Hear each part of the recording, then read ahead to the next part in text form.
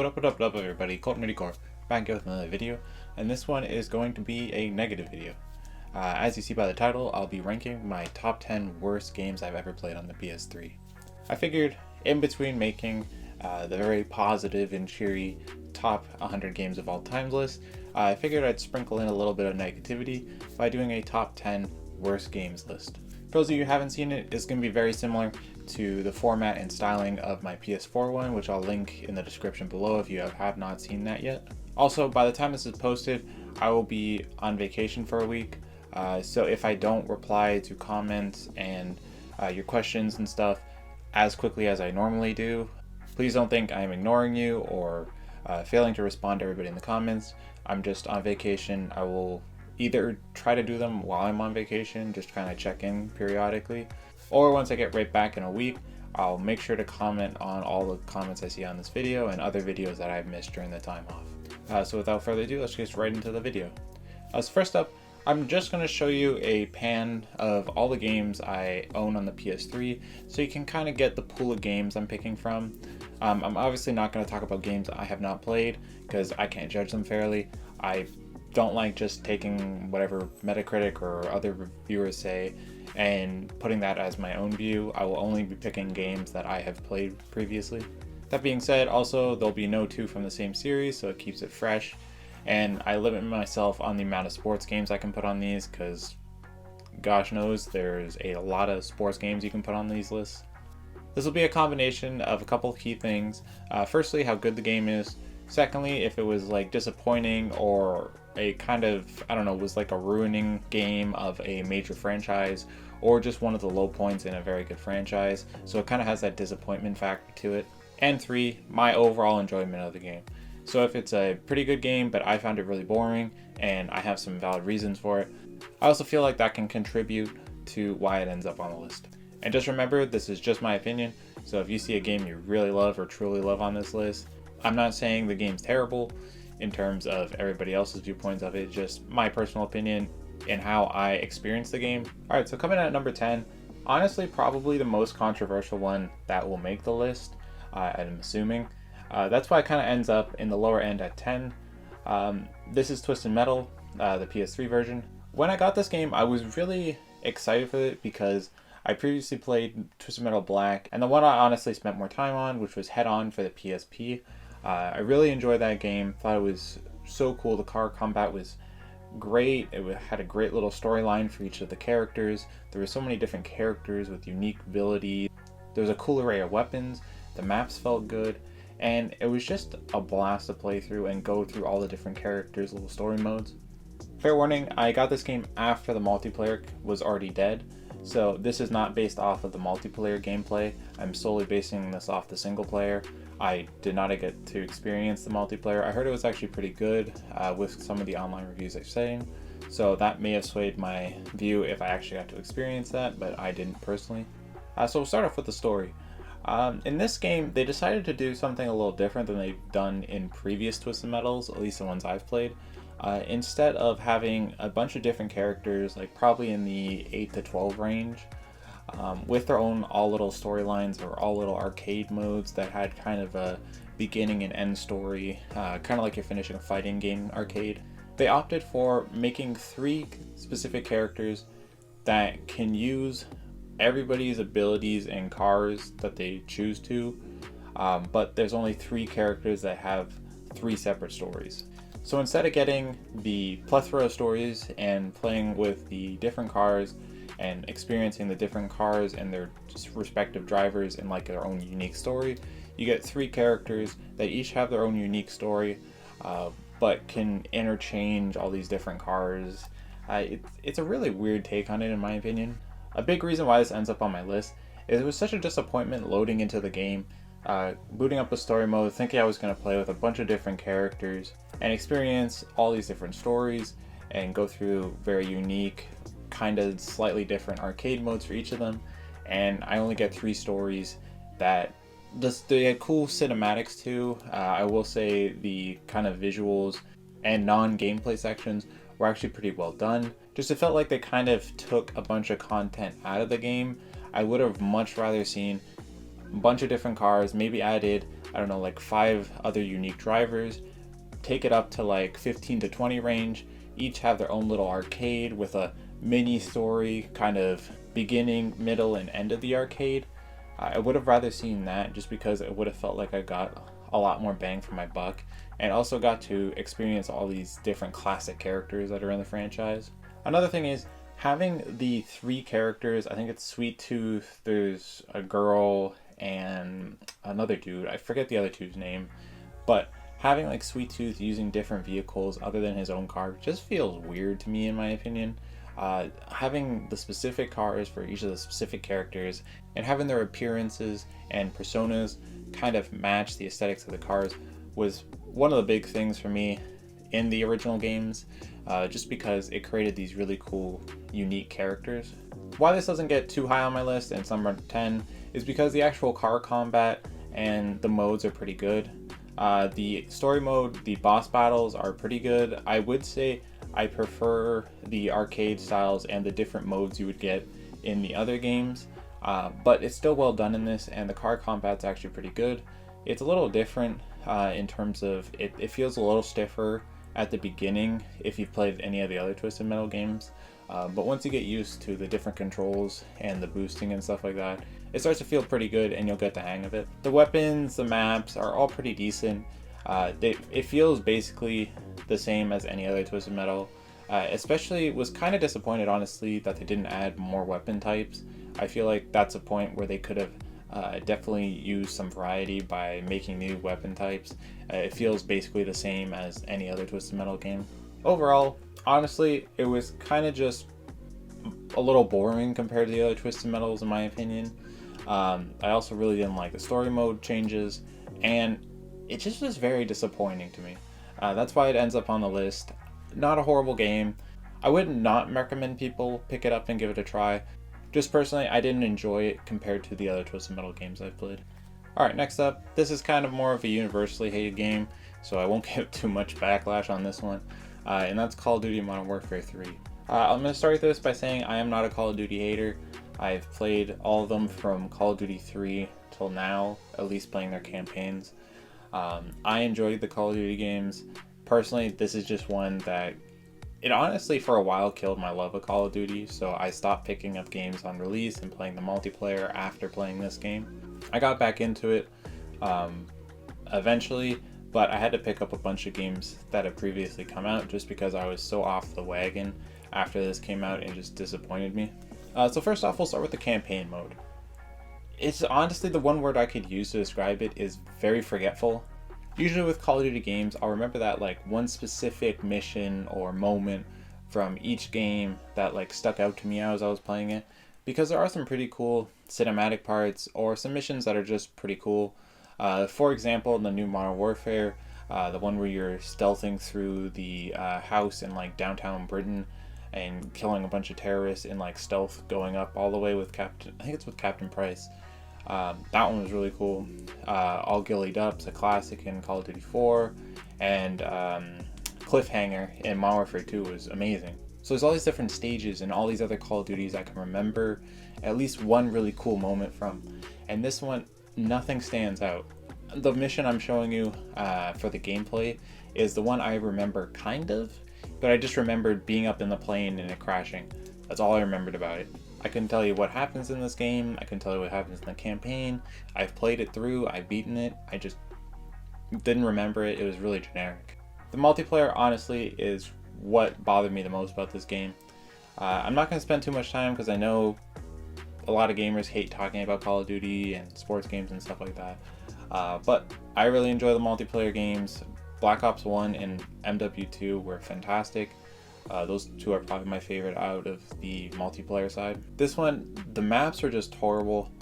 The guns, there was just 2 really overpowered ones, and that's all people used. I know it's usually like that in Call of Duty, but there's usually at least like a 4 to 5 gun thing. This was just literally just 2 guns.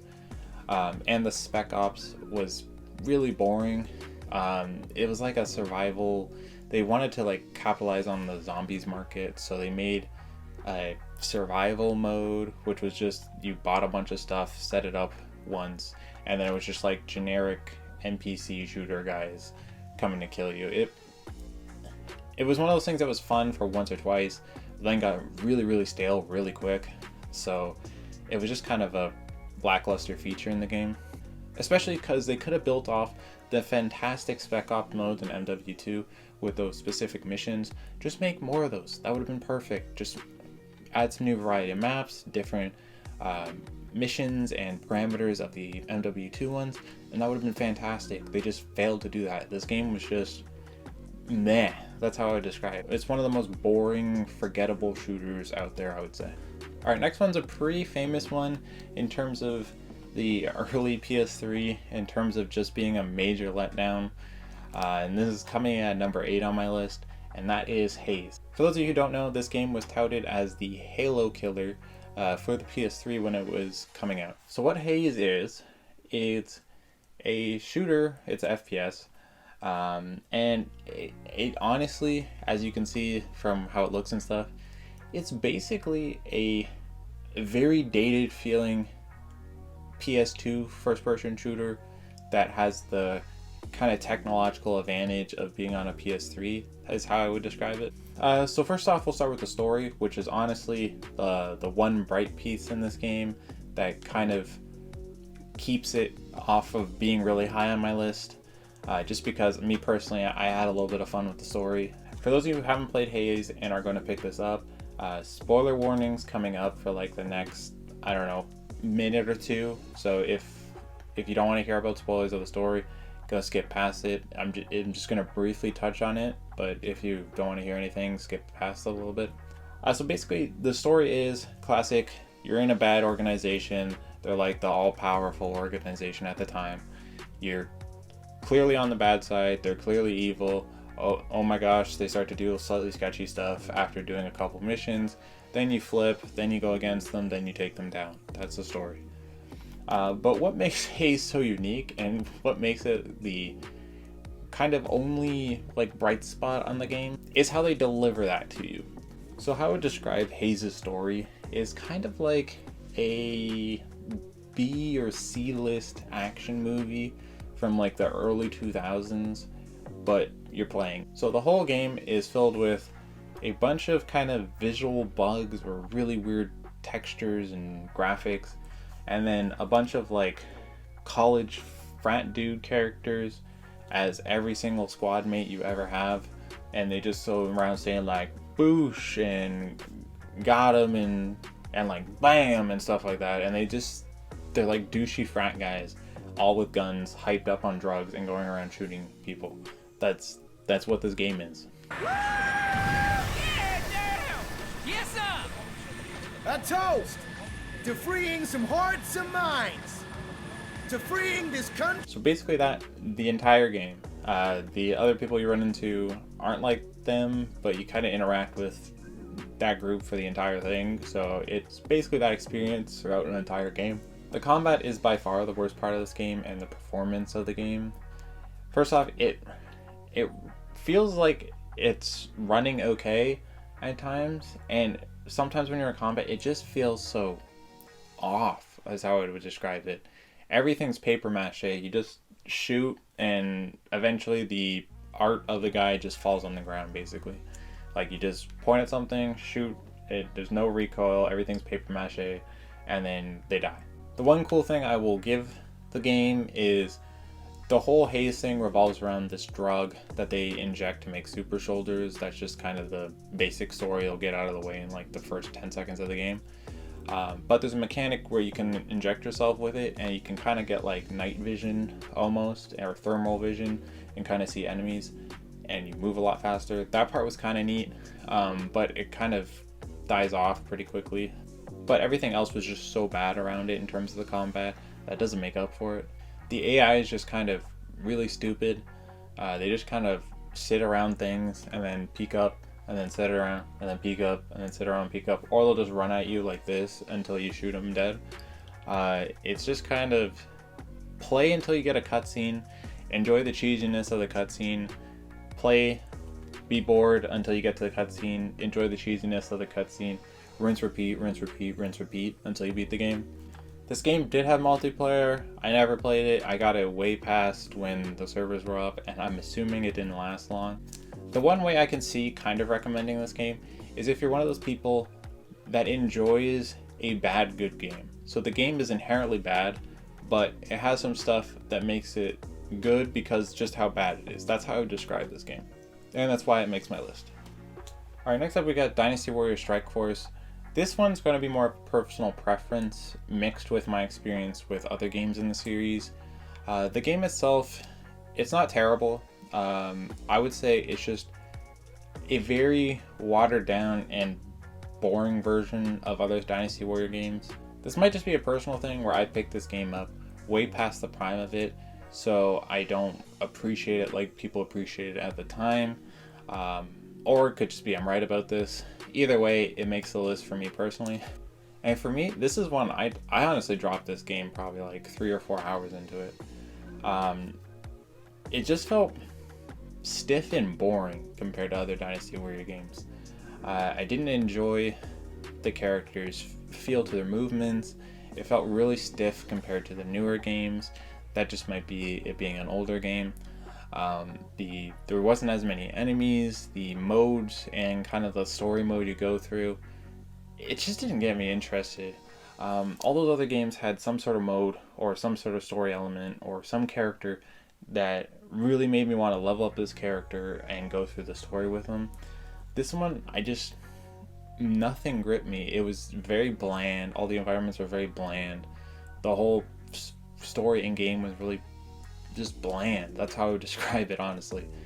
It's just one of those games I hated playing through. It could be one that I just didn't give a fair shake to, but I just remember being so bored playing this game. I was so disappointed because I've played other Dynasty Warrior games and I really enjoyed them, and this one, just nothing caught my eye about the game. So again, I won't spend too much time on it. Combat was kind of fun. It played like a Dynasty Warrior game, just very stiff. The campaign was kind of boring. It was kind of cool that you could like interact with your own little village and level up your characters and co-captains, but that's in other Dynasty Warrior games, and I just felt it was kind of meh compared to other ones. This is one big meh. I didn't enjoy a game. That's how I would describe this one. Alright, coming at number 6 is NAPPL Champion Paintball 2009. Sorry, I had to look down at it. That is a huge name that I'm not going to remember. Okay, so this is basically just standard paintball game. The story behind this one for me, I originally remember playing one of the ones, I think it was for the original Xbox, there was a paintball game, and it had all these like open maps. It was really cool. There was a bunch of different players you can get on the court. You can have like full 12v12 modes.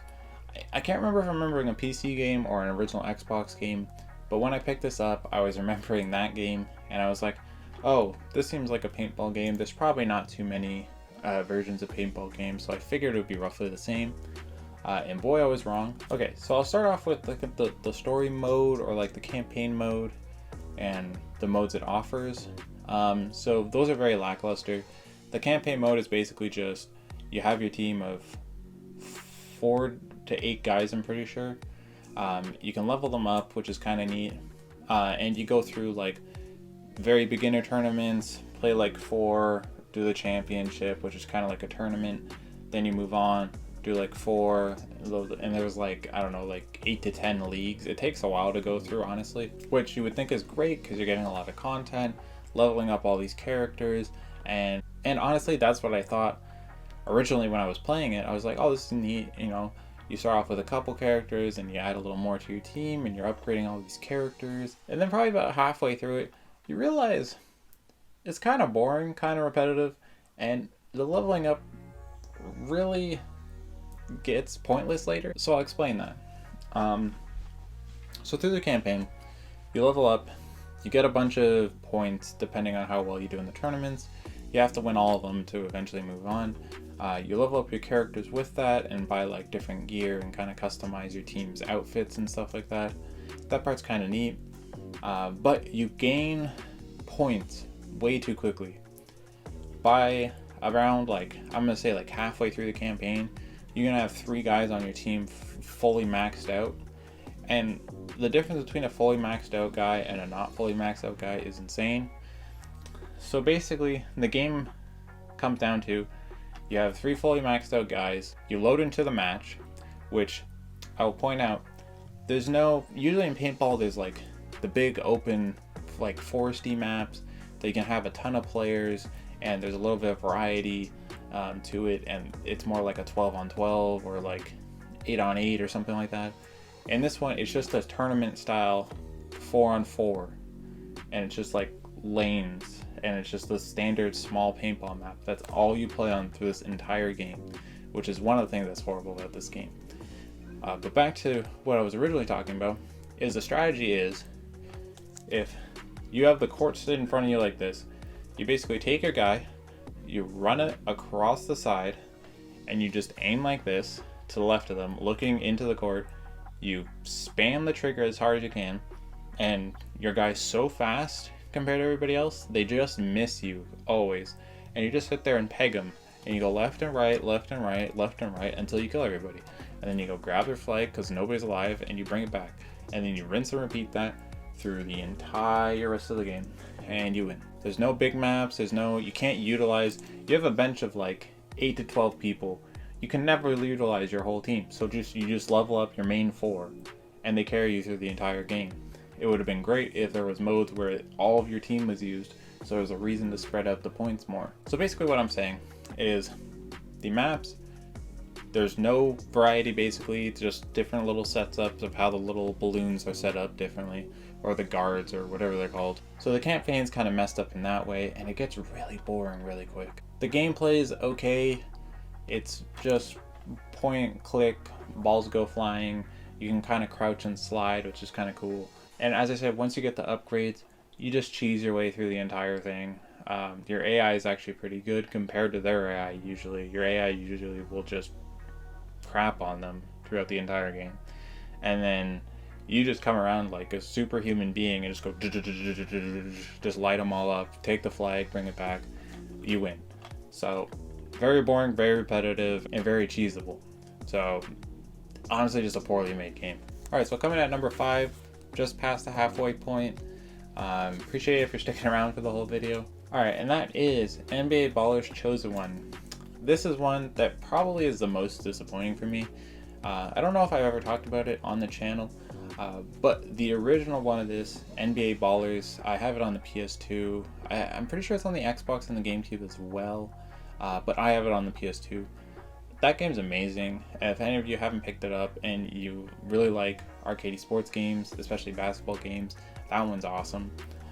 So I was really excited for one to come out for the PS3 because the last one, they had 2. The next one was, I think it was called Phenom. That one was it was okay. And then this one came out and it was just awful. So what these games are, they're kind of a mix of a semi-simulation in terms of not like NBA Jam style, but it's really an arcadey basketball game, which is more focused on one-on-ones or twos-on-twos or one-on-one-on-ones. So it's more focused on kind of like, you go to the park, you run into a couple guys, you say, hey, do you want to play twos, or hey, do you want to play ones, like that type of style. What's always cool about these games is being able to use all the different actual NBA players.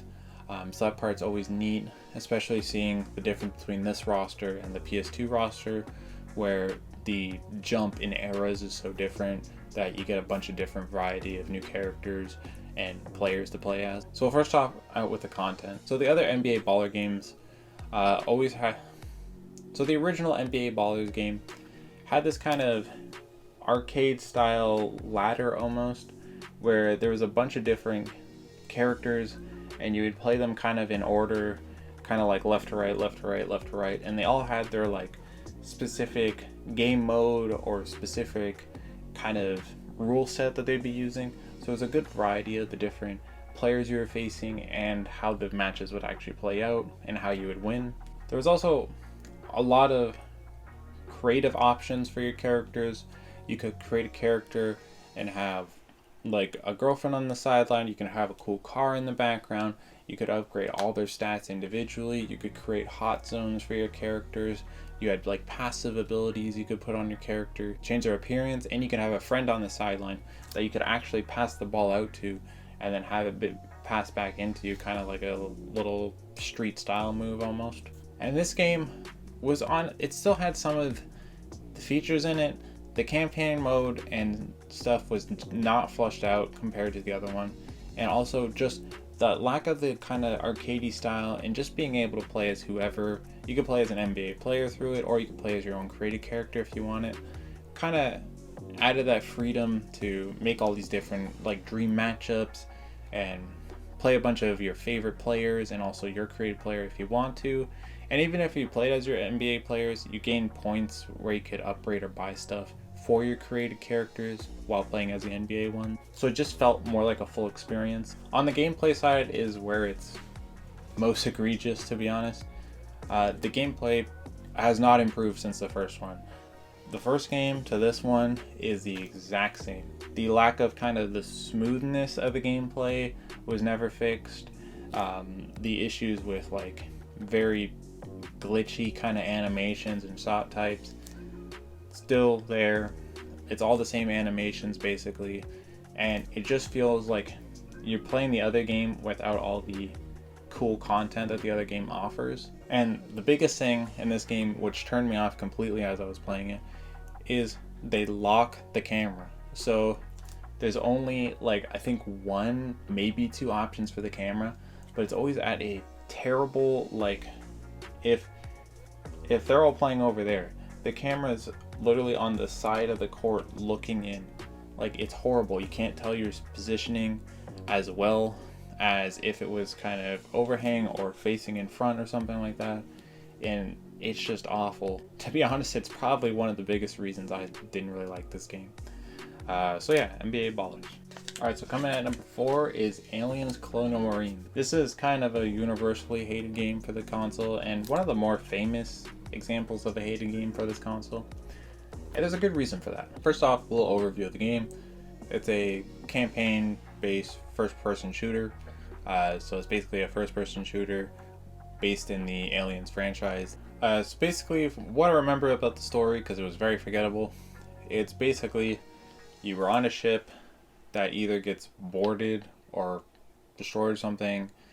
Aliens get mixed into it with a like merc group that's also a bunch of bad guys, and you're kind of just all coming together and you eventually fight off both of them, kind of thing. You're kind of fighting both at the same time. This is one of those ones where it just feels so generic. It feels like you're playing just a generic action movie that they kind of stuck in the aliens characters as generic aliens in like a bad indie FPS that just some like college kids made, kind of. This game suffers from the same flaw as one of the other games I talked about, where the guns just feel like paper mache. It feels like you're firing Nerf bullets because there's no kick to anything. You just go and laser everything, and then usually everything takes like 2 clips.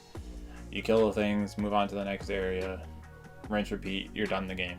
So first up, the majority of the time, especially at the beginning, you're not even fighting aliens.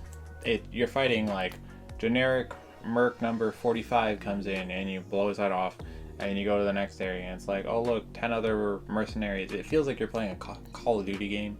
You're just shooting other dudes with guns for the majority of the game. And then once the aliens come in, their AI is horrible. Basically how their AI works is they crawl at you.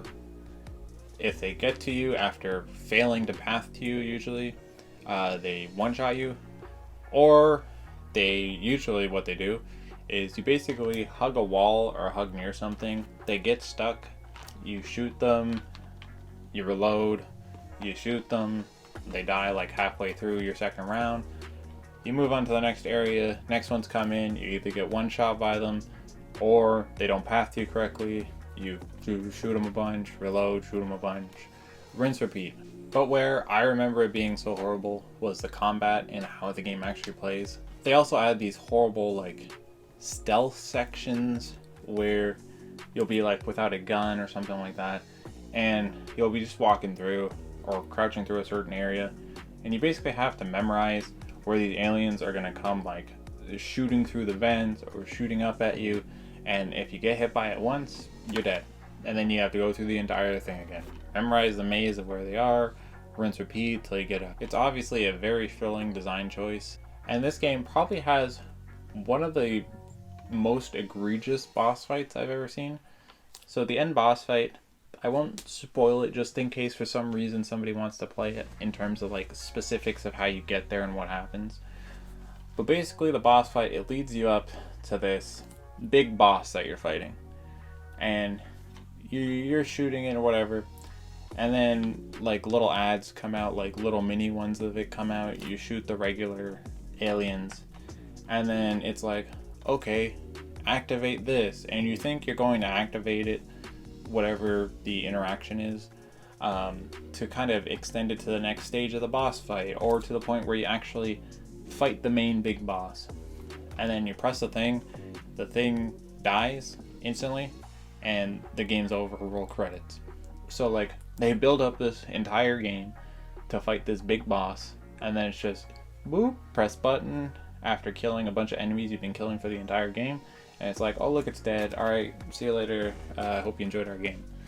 So honestly, it's a notoriously bad game for a reason, and that's why it makes the list. Alright, now it's time for top 3. This is where the big guns come out, the real stinkers. And first up, we got Damnation. This is one a lot of people might have not heard of. The closest like quick synopsis I could give of this game is it's a bad take on Uncharted, or it's like a wants to be an Uncharted Tomb Raider game but does really poorly, is how I would describe it. So it's a third-person FPS, and combat-wise it suffers from, which seems to be kind of a theme of this video, suffers from the same thing as Aliens Colonial Marine. The guns literally feel like it's just sound coming out, and you point it at the person and then they eventually die. It's a straight laser beam. It's just super loud for some reason. You shoot at the person, reload, shoot at the person, and you're lucky if it hits it, because it's usually this giant circle that you're aiming at people, and then they eventually die and you move on. And how I would describe it, playing it, it's kind of like a third-person shooter with some cover mechanics that you never use, because you just run around, unload your insanely loud gun at the person's face as the AI either stands there or laser beams you from like 50 feet away. You hope the person dies before you die, because everybody's a freaking tank in this game, and then you rinse repeat throughout the entire game. You can do this crappy melee combat that you like swinging around and punching them, and it sometimes hits. Oh, and it has like these weird driving moments where you're driving through these very plain and empty terrain areas, just driving around, going through, jumping off stuff, or to get to certain different parts of the game or different parts of the mission. It's just so stiff. The driving sound is horrible. One of the things that I just gotta touch on quickly, one of these things that is the worst about this game is the audio. Everything sounds like they took the sound effect and were like recording it live, and like, say I have my mic here, say I have my mic like this, instead of recording whatever sounds they wanted like at a reasonable distance, they were sounding right before it and going like with whatever they were doing. It just sounds like everything. They turned the audio up all the way max on everything, so it just sounds so distorted and super loud compared to anything. But back to the vehicles. So you have those vehicle sections, you go through them, you get to the next part of the game, which is the platforming. Why I say it's kind of Uncharted-like is it has that like climbing mechanic where you go on wall, you go from ledge to ledge, you kind of shuffle over, you find a jump point, you look at it, your character jumps to it, rinse repeat around a bunch of stuff. But in other games like Uncharted and stuff like that, they have like interesting stuff happen while that's going on, or at least they're going through dialogue between characters, or a little bit of exposition or exposition dumping.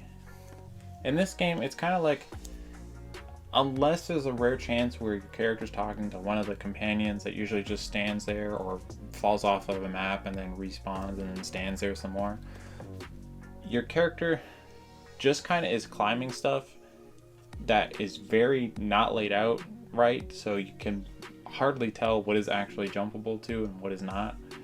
And you're just kind of climbing in like dead silence or with a little bit of music going, and you're just climbing to climb. And you get to the next point, you shoot some stuff, and you're back to climbing. Nothing's really happening while you're climbing. And then you get to the next point, you shoot some stuff, and that's basically you played Damnation. The story is actually kind of interesting once you get to the points where the story is actually told, but not interesting enough to save how bad the game plays. So that's why it makes my list. Alright, so coming at number 2 is a game called Venetica. I think that's how you say that. But for those of you who haven't heard of this game, it is basically a hack and slash RPG. So I'll first off start off by saying the story in this game isn't that bad. It's very generic and cliche, but it's basically you were a girl growing up in a village. The village was attacked.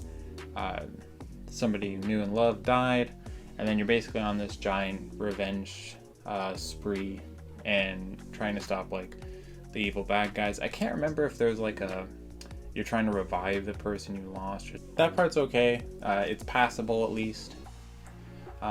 Which not okay is the next parts we'll talk about. So first up, we'll talk about the characters and the voice acting.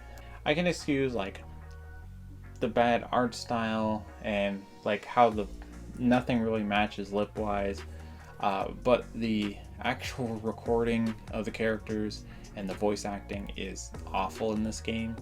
It feels like everybody was just kind of reading like this, their scripts, and there's no emotion at all. And it's just it's probably because the writing in this game is just so generic and it's so poor that I think everybody just didn't want to read the lines. The next thing I would say is the combat. The combat, it's okay. You can have a little bit of fun with it when there's like 1 or 2 enemies on the screen. It's basically you roll around and you just kind of swing a bunch, you spam the button until the thing dies, roll around, swing the button until the thing dies, rinse, repeat. I only got through 2 or 3 chapters, so I got about halfway through the game before I dropped it, but that's what I remember of the combat. I don't know if it's just because I have one of the older original like fat PS3s. I'm pretty sure it's just how bad the game is optimized, but the game runs like crap. There's like, even the points where you're running okay, which is like half the time, it feels so sluggish. It feels like you're playing with high ping. If any of you played multiplayer games, if you have like 150 ping, everything feels like slightly delayed and everything just feels slow and sluggish compared to what you're normally used to. And once stuff actually happens, you've probably seen it through the gameplay that I've been showing through this entire time. Once stuff hits the fan and there's like explosions or multiple characters on the screen, it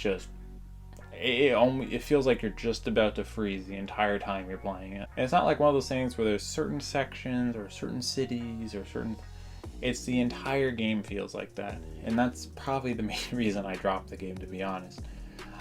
This is one of those games that it feels like it needed like 20 patches or just like another 2 years in the oven before coming out. But it's horribly optimized game, very standard and boring combat and story. Voice acting and writing was awful, so would not recommend. Alright, so now for number 1. Honestly, I know there's going to be some people that view this and have played this game before. They're going to be like, oh, this is a game I played a lot as a kid. Oh, I actually really enjoyed this game. I hated this game. From the moment I started playing it to when I quit it, I hated my experience playing it. especially because I'm such a fan of the genre it is. And another game in this series, well, it's kind of related to the series, but it's another in the same game publishing and game branding, I would say, is actually really good, and I really enjoyed playing it. And that is Shaun White Snowboarding. So why Shaun White Snowboarding makes number one falls to a multitude of reasons. So first up, I want to touch on the audio and kind of atmosphere of the game. For me, I've played a lot of snowboarding games. I really enjoy the genre. One of my favorite games of all times is SSX3. It actually is in my top 10. But I've played the SSX games, the Cool Border games, the Amped games, and a couple others. 1080 Avalanche on the GameCube. So I'm pretty well versed in snowboarding games and skateboarding games, and I enjoy the genre a lot. But one of the things any good game in those genres one thing any good game has in those genres is a very good atmosphere and audio. So what I mean by that is the music's always on point, the sound effects from all the game are fantastic, and it nails an atmosphere. So for example, the SSX games are very arcadey, over the top. You're on these giant events made by a bunch of developers who developed all these cool tracks for each of the areas. Each area has their own intro kind of soundtrack, and then you have this badass playlist of a bunch of cool rock punk songs, R&B that really get you in the mood to play the game. And on the other sense, there'd be games like Steep or the original Amp games, where they're more simulation styles, and it's kind of like a calm, cool, collected soundtrack with a lot of audio points focused on, or how the snow is when you're carving it, and the sounds of the rails and stuff like that. They go for a more realistic take. In this game, they go for the arcadey approach, but miss on almost everything. The sound of the actual riding and interaction with objects is okay. The soundtrack is not great in this game. There's one or two songs that are okay, but overall it's very lackluster, and the atmosphere of this game is terrible. They go for this weird mix of semi-realistic or semi-more realistic, less arcadey, kind of like Amp 2, but try to put the humor and corniness and unrealisticness of Amp 3 and the SSX games into it, and kind of try to mesh them, and it just comes out horrible. The gameplay is more realistic compared to a super arcadey one, so you expect it to be a more realistic angled story, but then you have superpowers and super moves you can do, and everything's just super cheesy and cartoony like the Amp 3 games, if any of you play that one. What I'm saying, it just really doesn't mesh. The next thing is the campaign. So the campaign in most snowboarding games is either just you play, you level up a character, and you go through the same challenges, just earning medals that upgrade your riders, or it's you create your own character and you go through a set linear story where you're upgrading your character throughout the entire time and completing missions that are not just challenges, but you actually go around completing stuff with a certain story, like a Dark Summit, where it's more based on a story linear game that you happen to be snowboarding. In this game, they go for the approach of there's a bunch of different challenges across the map. You can do them if you want, but you don't have to. And then the story mode is basically, as far as I quit this game. I probably lasted 5 hours. Is basically go to mountain, find coin. There's 3 coins on each mountain. Find the coin, go to the next mountain, go down the mountain until you find the coin, just through free ride, get the coin, go to the next mountain, go down the mountain, find the coin, go to the next mountain. Then you unlock a new ability after going to find Shaun White by free riding to him. You get to Shaun White, he's like, oh hey, look, I got this ability, now you can ram through walls. Then you take your new ability, it unlocks 3 new courses. You go to the next mountains, it's go down free ride till you get the coin, smash through walls, get the coin, then go to the next one, rinse, repeat, rinse, repeat, rinse, repeat, you're done the game. Maybe it changes after like the first 6 times doing it, but I did it twice and I was like, okay, yeah, not doing this anymore. So then I went to hit up some of the challenges, and this brings me to my next problem of the game, which is the gameplay. So usually for a snowboarding game, you want the flow and the feel of the game to either follow 2 main principles. One, if you're going for an arcadey style like this game, you want it to kind of blend all in together. Like you can make crazy combos. And all the ramps and how you jump and all that's really unrealistic, but it all flows and looks really cool and you feel badass doing it.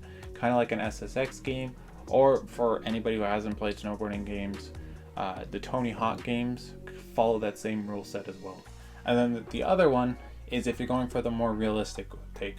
So you're going for more the physics and the actual like gravity mechanics and how the boards actually turn, how you turn your body, and how realistic tricks and what you could actually do off of a certain set jump.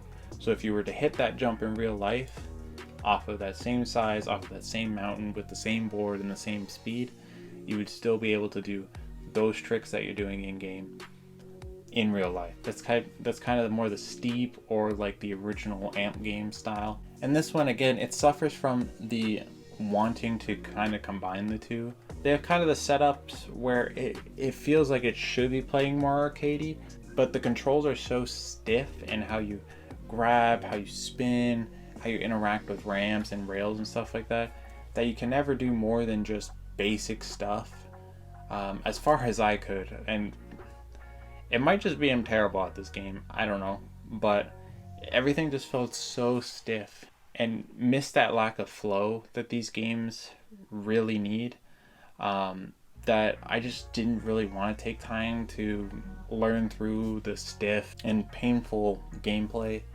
to really even try to master it before quitting it. And the other thing is the challenges are so boring. It's just you go there, it's like you get scored with rails, so you do rails, or you get scored with flips, so you do flips, or just get scores in general. It's so generic that if you're doing something like that where it's like you do a bunch of challenges, you got to do like what AMP3 did, where there's like really goofy ones where you're going down in like a toboggan, not a thing, trying to knock down pins or injure your character or something like that. If you're not doing where it's events and you're earning medals and there's different modes but on the same really fleshed out unique maps, kind of like an SSX, and you're going with a more open world feel, you gotta fill the open world with interesting stuff, and there's nothing interesting. None of the maps are memorable. They feel like the same thing, just with slightly different aesthetics, and it gets a little harder as you go on. So honestly, might not be the worst game in terms of how everybody would view it. I just, as somebody who's a big fan of the genre, I hated this game. That's why it earned number 1 on my list. So there you have it. That is my top 10 worst games on the PS3 of all time. I hope you guys enjoyed the video. If you disagreed with any of my takes on these games, hopefully I didn't roast them too hard, and you can respect that they're just my opinions. I would love to hear your guys' takes on this as well, because you guys have probably played way different games than I've played, or maybe you've played some of the same games I've mentioned, but you'd all have different lists than me, so it'd be interesting to hear your guys' takes in the comments. If you agreed, disagreed, or just want to talk about general stuff you guys are collecting at the moment, picked up, have recommendations on, just definitely let me know in the comments. Always try to get back to all the comments I see. As I said before earlier in the video, I will be on vacation for a week when this is posted, like after it. So if I don't get back to your comments in that week, I will get back once I'm back from that. Oh, and the next video will be the next in my series of my top 100 of all time, and then I'll look to continue that on for a bit. Just in case you were wondering if I was going to continue that soon, that will be the next video I put out. But as always, thanks for watching, and remember, everybody has some nerdiness at their core.